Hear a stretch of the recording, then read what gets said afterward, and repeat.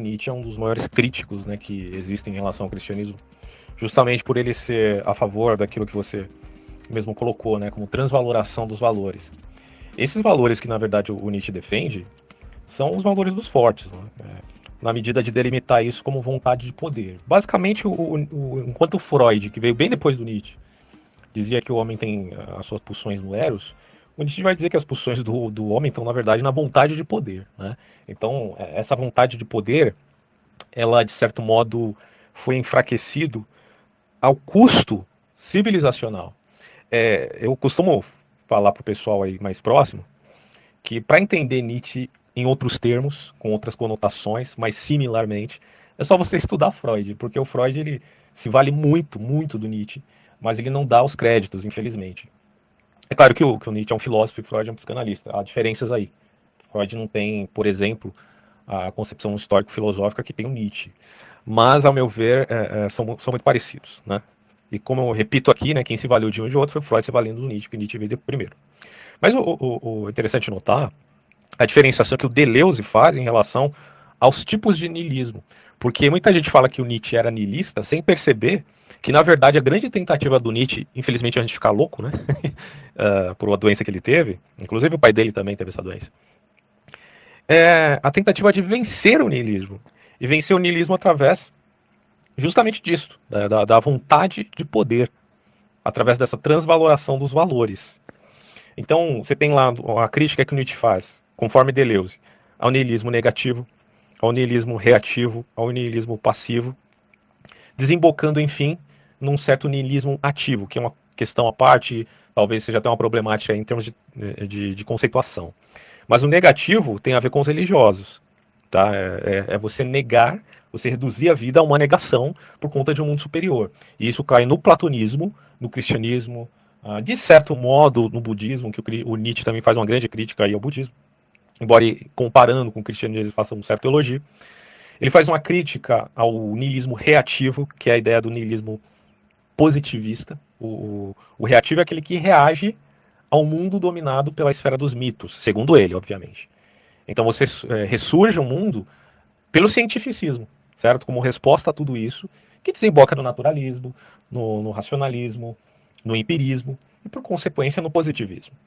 E quando você tem a força do positivismo como a força da razão, já que o empirismo foi muito forte no período iluminista, o Nietzsche vai dizer, bom, nós matamos Deus, mas quem matou Deus foi o Nietzsche? Não. Quem matou foi um período de um movimento intelectual que dominou toda a Europa e basicamente o mundo inteiro, e que priorizava a razão acima de tudo, porque, de certo modo, é o que Kant dizia, né? Vamos usar o nosso intelecto.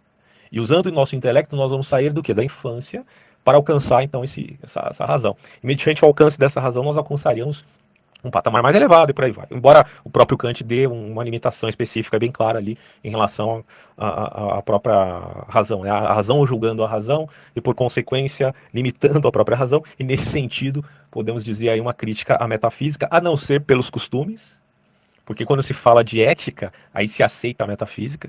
É até engraçado isso, mas Kant é teísta no sentido da vida prática, porque ele diz que é aceitável, bom e agradável acreditar em Deus para uma vida ética, ao passo que não se possa comprová-lo em termos metafísicos.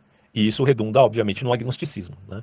Mas na moral, e é basicamente o que o Kant faz, é reduzir a religião à moral, ele vai dizer Deus é muitíssimo bem-vindo. O Nietzsche vai olhar para tudo isso e vai dizer, pô, pelo amor de Deus, vocês mataram a Deus, essa aqui é a grande verdade. E como eles, representando esse filósofo da suspeita, junto com outros anteriores, inclusive Schopenhauer, que era o cara que ele admirava muito por ser crítico também do Hegel, né? O Hegel que era o otimista do espírito absoluto. Inclusive estou fazendo um estudo aqui sobre infinito, o que desemboca numa determinação de absolutos, né? Porque, como você falou, né? O ônus da prova é de quem faz a afirmação. E se você afirma que Deus existe, então você tem que provar isso. Bom, nós podemos aceitar, de forma até um tanto a priorística, a infinitude, não quantitativa, mas pelo menos qualitativa.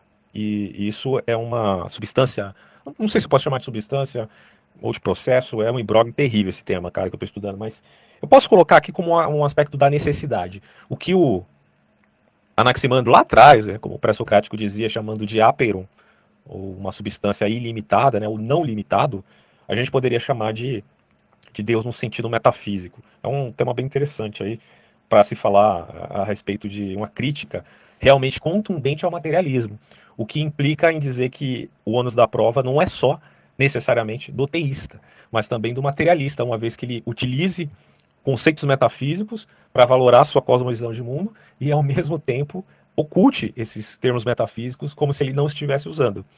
Isso é muito comum de acontecer e fique esperto com isso porque tem alguns materialistas muito safadinhos nesse sentido. Aí.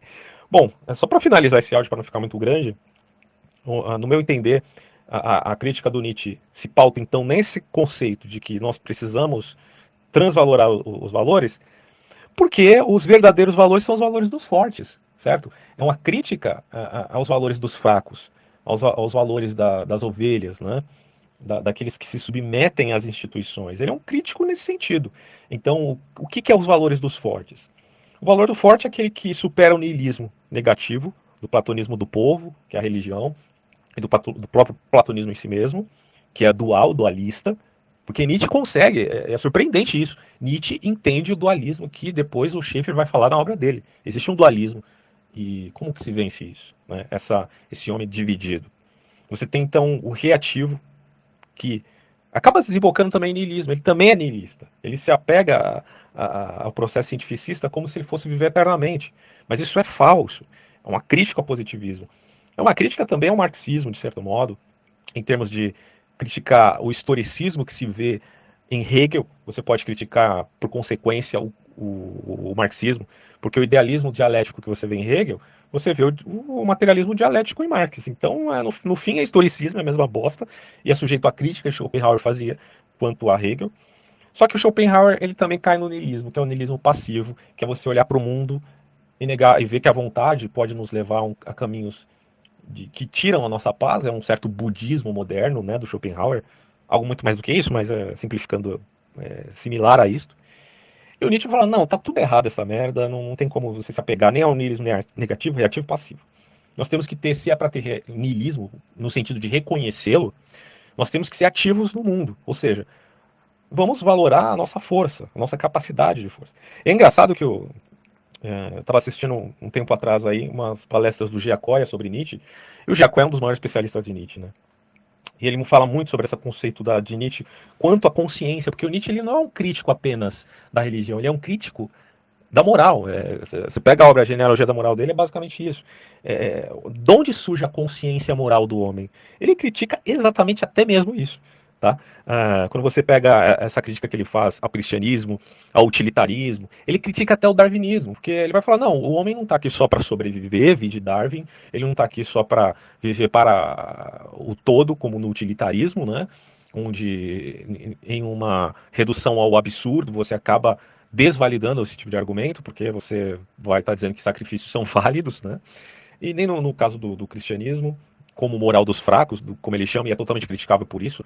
Mas, enfim, quando você pega esse crítica que ele faz à consciência moral, é porque ele entende que a linguagem e a consciência, elas andam lado a lado.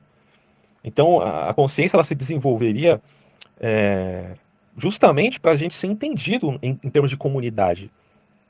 Você tem criação de símbolos, de signos, de paradigmas.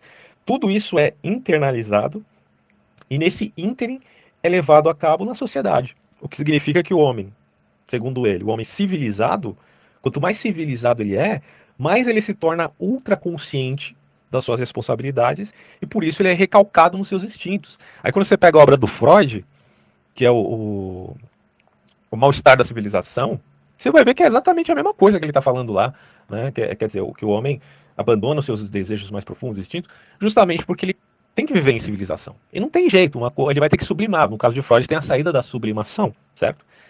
O que, quando você se volta agora para a escola de Frankfurt, para Herbert Marcuse, aí você vai ver que o Marcuse vai escrever um livro chamado Eros e a Civilização, onde ele vai tentar refutar Freud, né? Se voltando aí a um certo valor de poder que agora está vinculado ao Eros, e antes no valor dos fortes do Nietzsche. Então você vê uma coisa tem relação com a outra. E, enfim, você percebe que há uma consciência no homem, só que essa consciência comunitária é mais do que individual, ela é gregária, comunitária.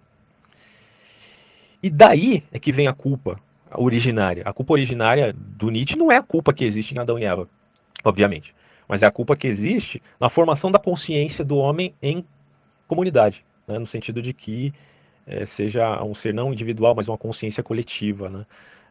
E aí há uma perda, portanto, da vontade de poder. E para você voltar a ter esse valor à vida, o valor dos fortes e tal, esses valores mais excelentes segundo Nietzsche, aí você precisaria ser um além do homem, que é o termo que alguns usam em vez de super-homem. Outra coisa que eu queria falar agora é te indicar o primeiro capítulo da obra da Hannah Arendt, que é Entre o Passado e o Futuro, onde ela faz uma crítica aos três filósofos, Nietzsche, Marx e Kierkegaard. É interessante avaliar, né? Não estou dizendo para aceitar, mas é interessante avaliar a crítica que ela faz ao Nietzsche. Inclusive, ela diz que o platonismo que Nietzsche critica na verdade, o que ele faz é uma inversão. Né? Ela vai dizer aqui o seguinte, eu até separei o trecho aqui. No devir e do movimento, então, essa parte aqui mais para baixo. O salto de Nietzsche do não sensual reino transcendente e não sensível das ideias e da medida para a sensualidade da vida é um platonismo invertido. Então, o que o Nietzsche faz é exatamente isso. Ele inverte o platonismo. Por quê? Porque o Nietzsche acreditava que Platão já tinha invertido Homero. Né? Porque Homero é um cara, o Nietzsche é um cara doente, assim, fanático, e elogia muito a vida trágica grega, as obras trágicas que vieram antes de Platão e Sócrates, Platão e Aristóteles. Então Nietzsche vai falar, esse era o tempo sublime da humanidade, né, nas tragédias gregas. E também, claro, não que Homero escrevesse tragédia, mas de qualquer maneira, quando você olha para Homero, você vê um homem que vive com os valores dos fortes. Você tem aqueles personagens, guerreiros, Aquiles e tantos outros que são valorados como são de fato, né? Com os valores da excelência, da realeza, etc. e tal. Então ele vai entender que o Platão inverteu Homero e os trageólogos, até porque o Sócrates, na República, ele critica muito esses caras, né? Detalhe importante. E ele tenta reverter, e essa é a transvaloração dos valores, certo? E a Hannah Arendt vai demonstrar que o Nietzsche falha nesse sentido. Então esse texto é muito legal, cara, porque é uma crítica muito pontual à filosofia do Nietzsche, por uma filósofa de ponta, né, que é a Hannah Arendt. Olha só, é, de fato, o Nietzsche ele tem a preeminência de transvaloração, sem dúvida nenhuma, a substituição dos valores. E o que eu gosto no Nietzsche é justamente esse ponto de vista dele, que não para numa crítica à religião, mas a crítica dele vai muito além. A crítica dele vai ao utilitarismo, vai ao senso cientificista, vai ao próprio darwinismo. Quer dizer, vai à concepção que, segundo o próprio Nietzsche, sufocam a vida. O Nietzsche vai contra as ideias, ideologias, movimentos intelectuais que tem por base o sufocamento da vida, porque ele entende, à luz daquilo que a gente chama de apolíneo e dionisíaco, que o homem ele não é só intelecto, mas é também instinto. Não tem como você separar essa criatura do seu corpo.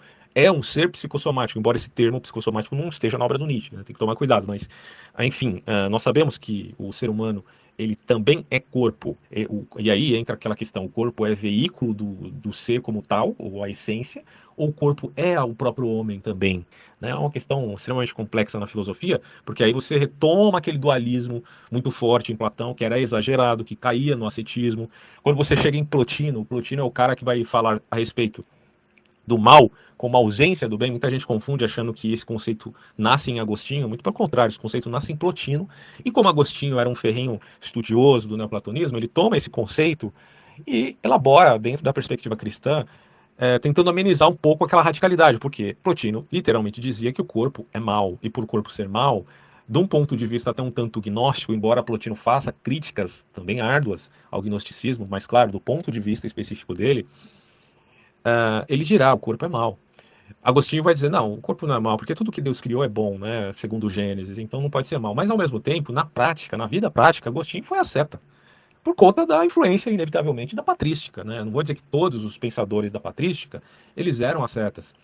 Tertuliano, por exemplo, era um cara mais voltado ao estoicismo. O estoicismo tem lá o seu ramo de ascensão, de ascetismo à luz da sua perspectiva de um logos imanente. É um pouco diferente da filosofia clássica, do neoclassicismo que você vê ali do platonismo. Conquanto se pense Plotino, nós não podemos ignorar que ele teve uma grande influência de Platão, mas ali é um neoplatonismo, há diferenças. O próprio Plotino é o cara que fala do Udo, ou seja, do ilimitado, e não é ilimitado apenas, mas é do infinito, e o infinito como sendo a representação do transcendente.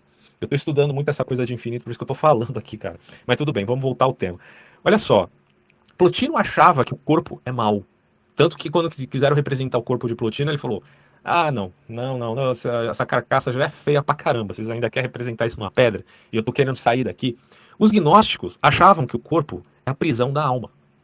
Quando você se volta à teologia paulina, Paulo vai dizer: o corpo é templo, ele não é prisão.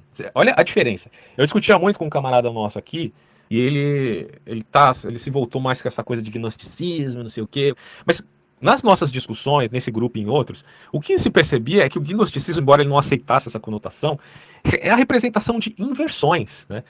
Tudo que você vê no gnosticismo é uma inversão do que se vê na tradição judaico-cristã. A civilização, segundo dizem, é patriarcal. Por que a civilização é patriarcal? Ora, simplesmente porque a civilização começa com a destruição de uma, a gente pode chamar de deusa, né?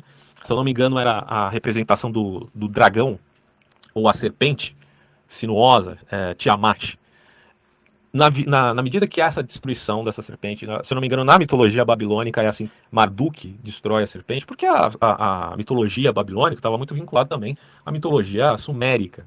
E assim é em relação a, se é que a gente pode chamar mitologia, propriamente dito, dos hebreus. Tá?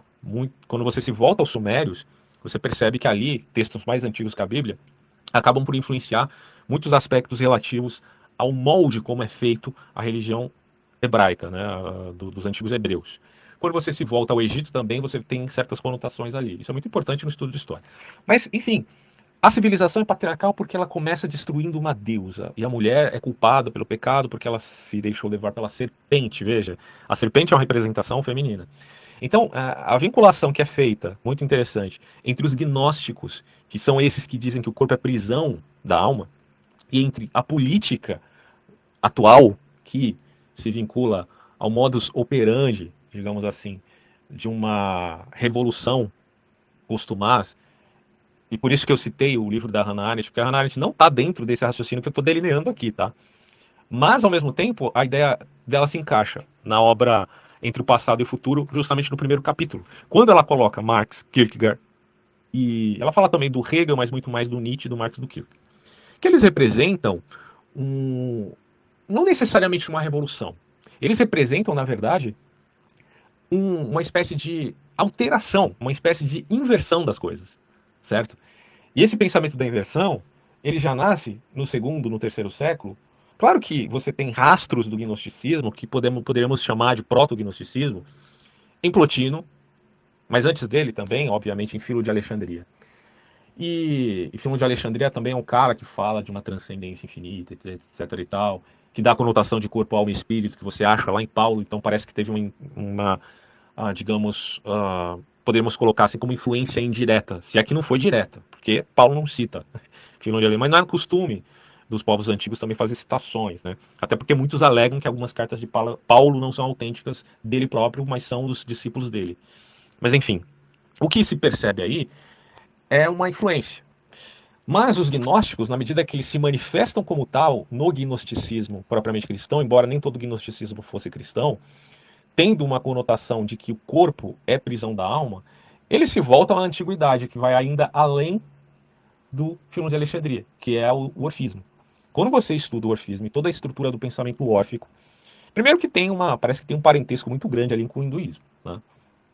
Mas ao mesmo tempo, tem uma força dual muito grande no orfismo que chama a atenção, e que acaba desembocando, de certo modo, no cristianismo à luz da influência do helenismo, certo? Porque quando você se volta para os judeus antigos, você pode dizer, os judeus tiveram influência dos sumérios, influência dos egípcios, influência dos persas, principalmente na religião de Zoroastro, do zoroastrismo. Você falou do Zaratustra, né? A mesma coisa, do Zoroastro, Zaratustra. Influência também dos gregos. Acontece que essa influência, a gente tem que ser justo, ela não foi unilateral. Essa influência foi recíproca. Os judeus são influenciados, os israelitas foram influenciados mais antigamente, beleza, mas eles também influenciam, né? Então esse detalhe é importante. A miscelânea, ela não pode ser colocada aqui, ou essa mistura de ideias, de mitologias, religiões, filosofias, ela jamais pode ser colocada aqui como plágio. né? Como muita gente acusa, e ateus modinhas acusam, de que os hebreus, os israelitas, os judeus, os cristãos fizeram plágio. Nada poderia estar mais longe da realidade, porque o que ocorre ali é uma relação recíproca de ideias, porque é uma questão temporal, né? E sendo uma questão temporal, é a longo prazo. E se é a longo prazo, não há intencionalidade de plagiar. Você pode pegar um indivíduo ou outro que tenha plagiado alguma coisa, e a gente não sabe, né? Há muitos que acusam, em determinado tempo, determinado grupo de sacerdotes plagiou isso e aquilo, é outra questão, né? Mas a longo do prazo houve essa miscelânea, beleza. Isso aí acontece na medida que o cristianismo tem menos força ou mais força, e recebe influência ou adere a determinado símbolo para cristianizá-lo, como ocorreu aí pós-Constantino, né? Mas sem querer me desviar muito do tema. Essas inversões, elas ocorreram no passado, e quando você se volta para a força do materialismo da política, com os variados movimentos intelectuais, eles nunca, eu repito aqui, nunca perderam o ranço de revoluções da utopia messiânica. Jamais perderam.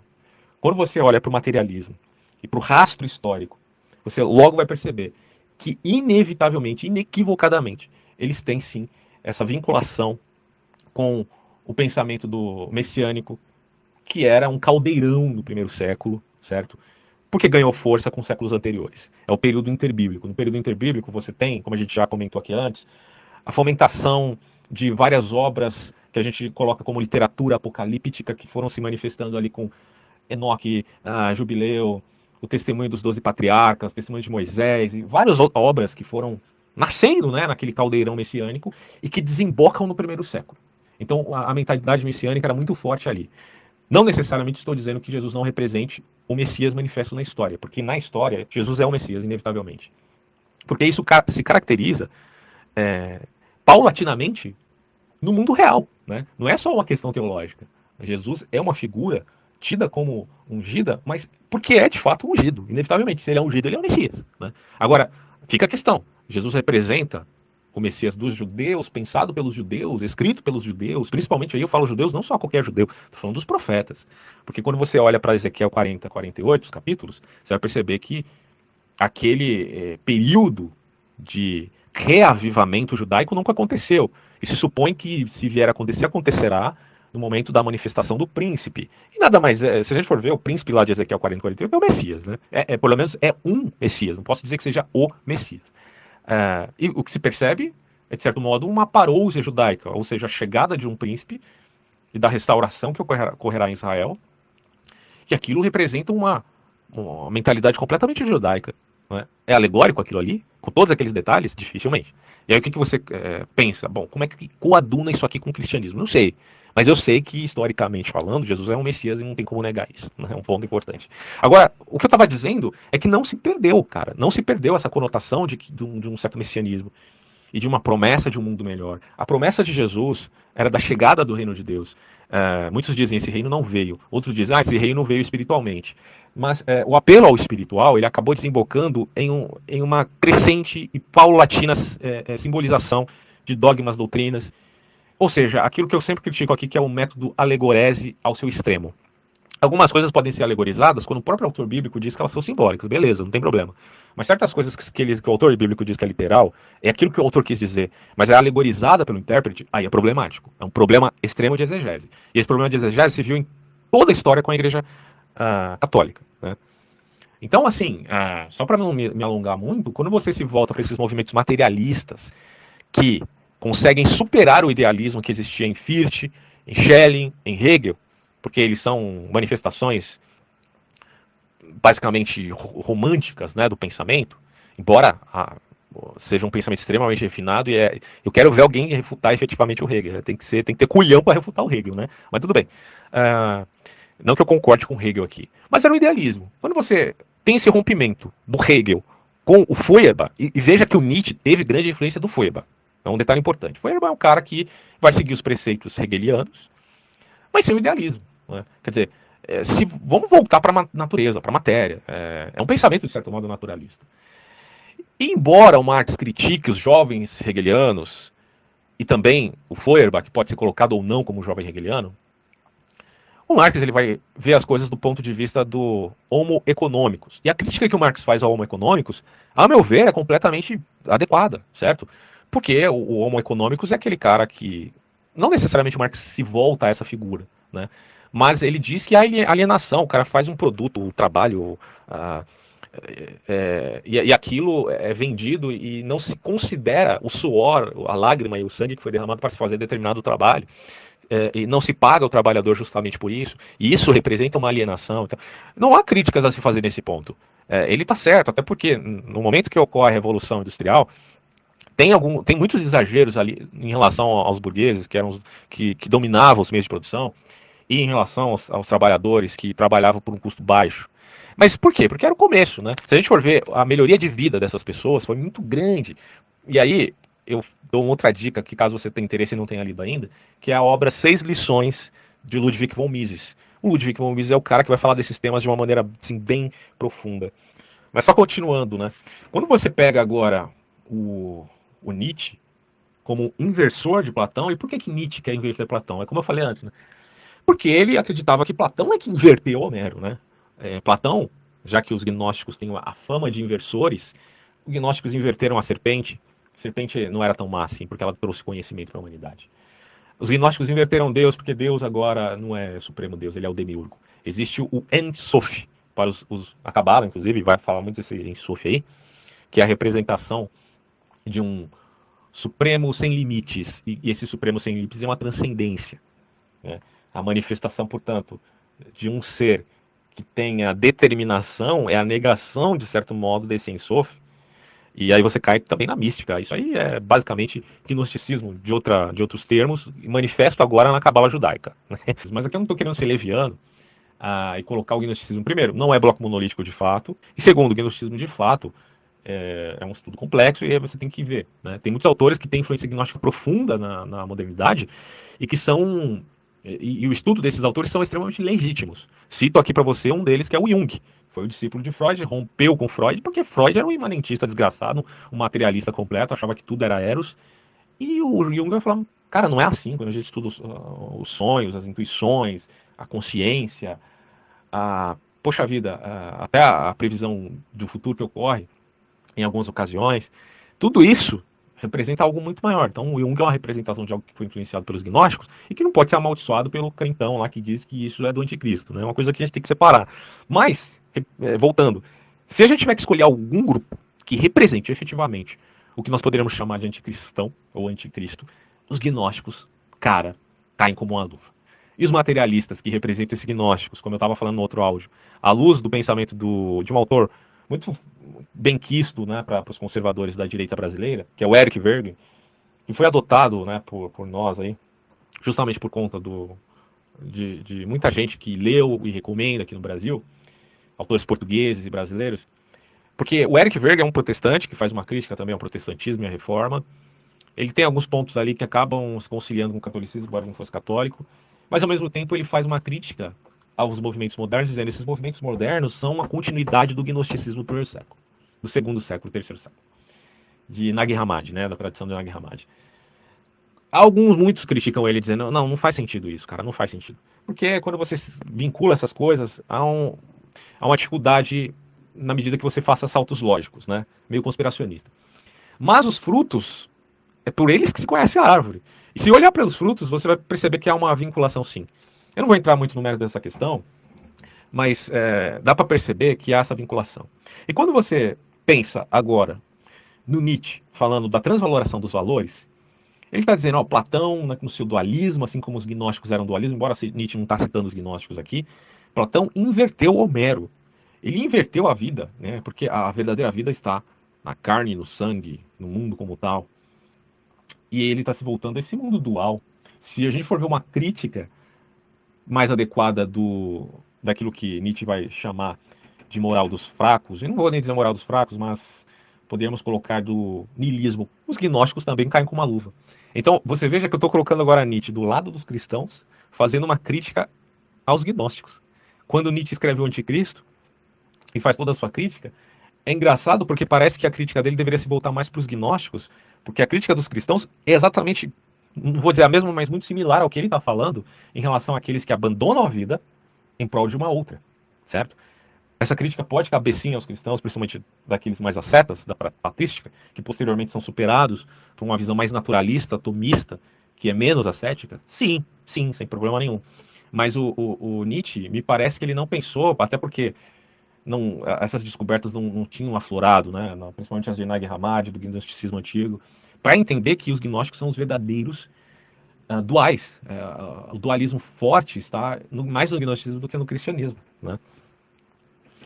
Sobre a moralidade, eu volto a um comentário que eu tinha feito a respeito da escola do senso comum, que é a escola do nosso queridíssimo Thomas Reid, que é uma resposta ao Hume. O Thomas Reid é o cara que vai dizer que nós conhecemos para saber. Desculpa, falei errado. Nós, na verdade, cremos para saber. Nós cremos para conhecer.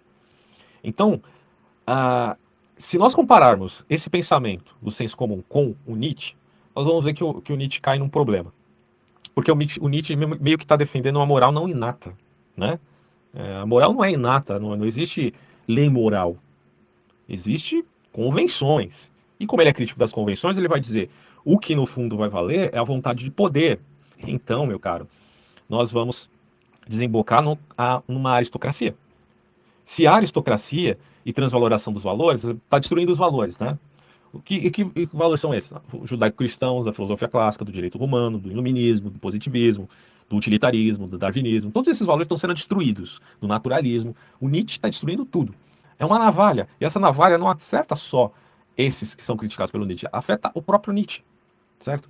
Porque na medida que ele tente se moldar num niilismo positivo, numa atitude do além do homem, ele vai dizer, bom, mas todos podem ser além do homem? Acho que não. Haverá um.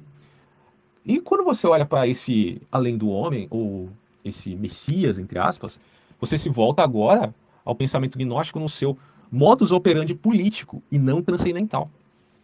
E que, em via de espírito, e aí eu falo espírito como essência, né, ou disposição mental, é exatamente igual ao que existia lá no primeiro século, só que aliás, no finalzinho do primeiro século, no segundo século, a roupagem era espiritualista, a roupagem era alegórica, a roupagem era uma revolta contra o transcendente. Mas essa revolta ainda permanece, porque os revolucionários, eles caracterizam inevitavelmente o pensamento gnóstico, tá? E de novo eu digo, não é bloco monolítico. Então, até que ponto há verdades do gnosticismo, como teologia apofática, teologia negativa. Existem certos elementos do gnosticismo que a gente não pode dizer é mal, é do anticristo, é do demônio. Tem que estudar a coisa também, não pode ser levado por esse preconceito. Mas no fundo, o que você tem é um pensamento revolucionário que vai se manifestando paulatinamente na história e que tem várias faces. Tá? Por um lado você tem uma face religiosa, por outro você tem uma face política. É o que o Eric Wegener, em termos gerais, vai dizer quando fala de revolução de religiões políticas. Né? E o Nietzsche está nesse balaio de gato, de certo modo. Mas, veja, ao modo dele. Né? Um livro que eu gosto muito, você citou a questão da moralidade na religião, é justamente uma obra chamada Eunucos por Amor ao Reino de Deus, que é uma obra da Altar Hanmeckner. Não sei se eu falei o nome dela errado, desculpa. É um livro que eu li já há bastante tempo, ela faz uma crítica árdua à questão da sexualidade na igreja, porque a sexualidade na igreja é pautada efetivamente em anacronismo sem fim. E é uma crítica válida, é uma crítica que você encontra, por exemplo, também no Nietzsche, e é um dos pontos que eu concordo com Nietzsche. Quando, por exemplo, a gente fala de poligamia, desculpa, isso se vincula inclusive ao que eu estava falando sobre senso comum. Voltando um pouquinho. O senhor Thomas Reid vai dizer, nós conhecemos, certo? Mediante aquilo que cremos. E o que nós cremos para conhecer? Eu creio que no senso de certo e errado, isso aí é uma crença que você precisa ter a prioristicamente. Eu creio na consciência de dor e prazer. Eu creio no mundo real, quer dizer, o mundo real fora de mim tem que existir para mim acreditar em alguma coisa, embora alguns filósofos duvidem, como Berkeley. Eu creio no testemunho da memória. Porque se eu não creio no testemunho da memória, eu poderia muito bem dizer que tudo que existe foi criado há 5 minutos atrás. Inclusive a minha memória. Eu poderia pensar assim, não poderia ser loucura, seria loucura. Mas isso não é falseável, e aí? Então eu preciso crer antes de conhecer, tá? Então, bom, esses são valores do senso comum que você atribui para fazer, inclusive, ciência, é um problema epistemológico. Quando eu falo agora de valores do passado, como poligamia, fica difícil então de valorar um aspecto desse senso comum que é tão elogiado pelo Thomas Reid, pela escola escocesa. Porque, bom, se há senso comum, se há senso de certo e errado, por que no passado a poligamia era aceita e hoje não é? É uma pergunta que se faz. Veja, eu não estou fazendo juízo de valor agora, mas eu estou colocando uma pergunta. Outra questão.